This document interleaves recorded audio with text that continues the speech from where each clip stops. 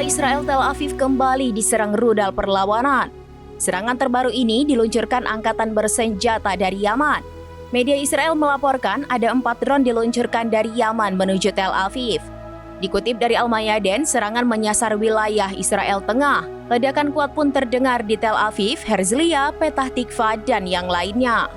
Sesaat setelah serangan itu, sirine tanda bahaya pun dibunyikan.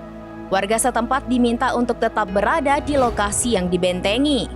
Setelah sirine dibunyikan, pesawat tempur dan helikopter militer terbang di langit Greater Tel Aviv pada ketinggian rendah.